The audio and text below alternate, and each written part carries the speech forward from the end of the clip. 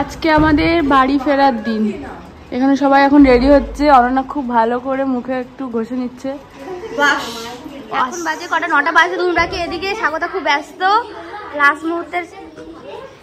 এদিকে তাকাও, এদিকে আন্টি,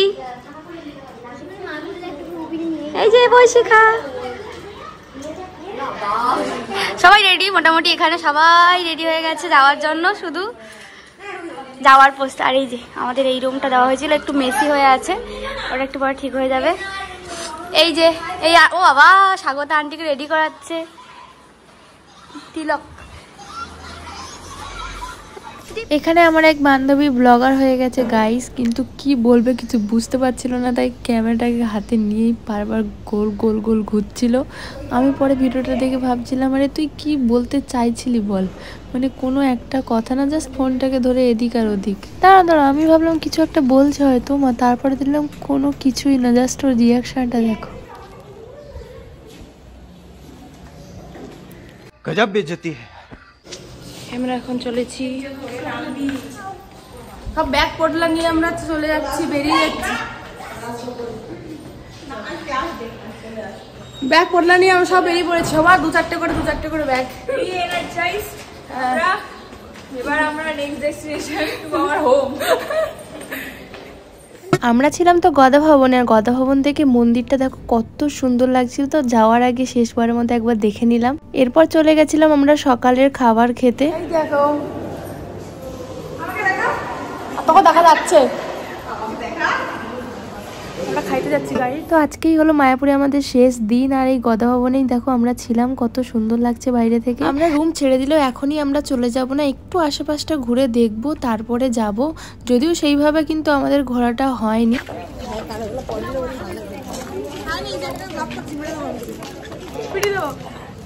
খুঁটি মেয়েটা এরকম করে কিরি কিরি বল। আমরা এখন ড্রেস দেখতে যাচ্ছি, আমি কিন্তু বলতে চাইছি আমি একদিন ভিডিও দেবো, সিরিয়াসলি ভিডিও দেবো। সারাক্ষণ ভিডিও থাকে, তাও বলে আমি একটু ভিডিও নেই না।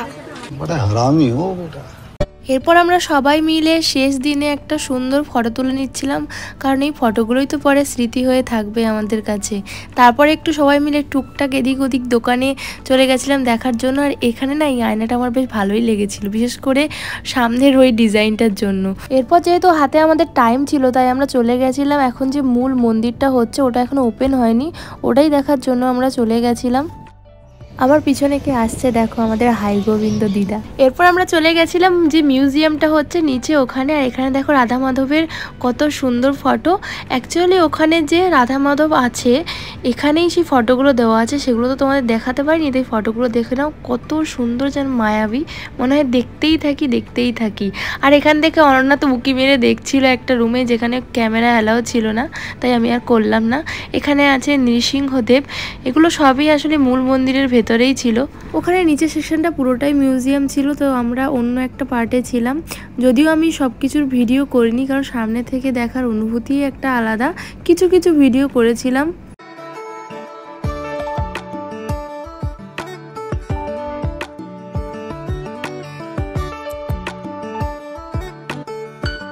আর এই যে হলো এখনকার মূল মন্দির, যেখানে এখন রাধা মাধব আছেন।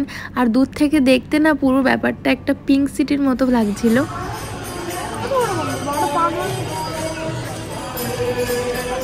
এরপর আমরা চলে গেছিলাম মন্দিরের সেকেন্ড ফ্লোরে, যেখানে কনস্ট্রাকশনের কাজ হচ্ছিল। নিচের সেকশনে তো আমরা অনেক কিছু দেখেছি, মানে রন্ধনশালা, রাধারানীর প্রচুর কিছু জিনিস দেখেছি, সেটা বলে তোমাদেরকে শেষ করতে পারবো না।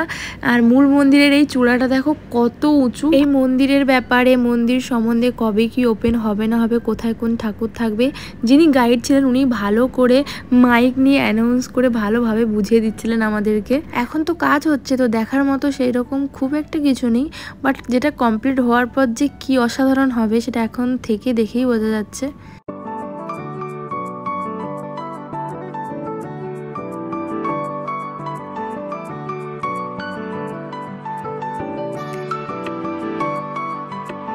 এরপর আমরা চলে গেছিলাম গোপীর দোকানে, ওখান থেকে টুকটাক কিছু শপিং করে চলে গেছিলাম আমরা দুপুরে খাওয়ার জন্য। আজকে ছিল অন্নপ্রসাদ, দুপুরের প্রসাদ পেয়ে আমরা বেরিয়ে পড়েছিলাম যে যার বাড়ির উদ্দেশ্যে টোটো করে।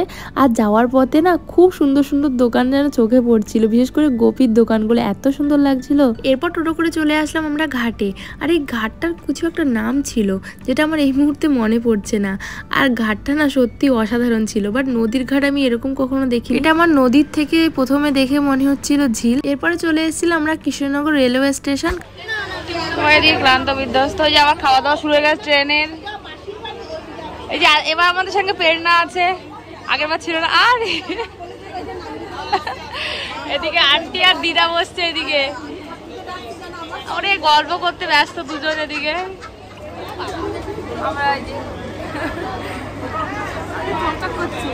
এই যে আমার মদন কটকটি এনেছে, আবার খাচ্ছে। ফাইনালি আমরা প্রেরণাকে পেয়েছি আমাদের ট্রেন জার্নিতে। হ্যাঁ সেই তো, প্রেরণাকে ফাইনালি পেয়েছি আমাদের ট্রেন জার্নিতে, কোনোবারই পাই না আমরা।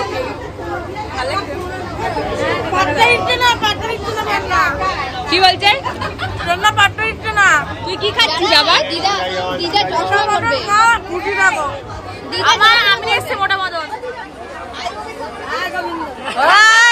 দিদা বলে দিয়েছে হাই গোবিন্দ। দিদা সানগ্লাস পরে নিয়েছে। রক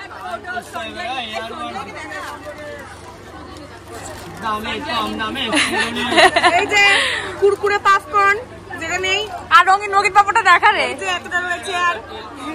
আর দিস ইজ রঙিন পাপড়। আমি যে শাওনির কাছে, শাওনি আমাকে কিনে দিয়েছে। ইয়ে আমরাও খাবো। মাথায় ছিঁড়ি ধরে কতগুলো হয়। দম কি হয়ে যাও না, যাবে বাড়ি তো 3 ঘন্টা ট্রেন, তাই খেতে মুখ বন্ধ নেই। কিভাবে যে 3টে দিন হই হই করতে করতে একসঙ্গে কেটে গেল বুঝতেই পারলাম না।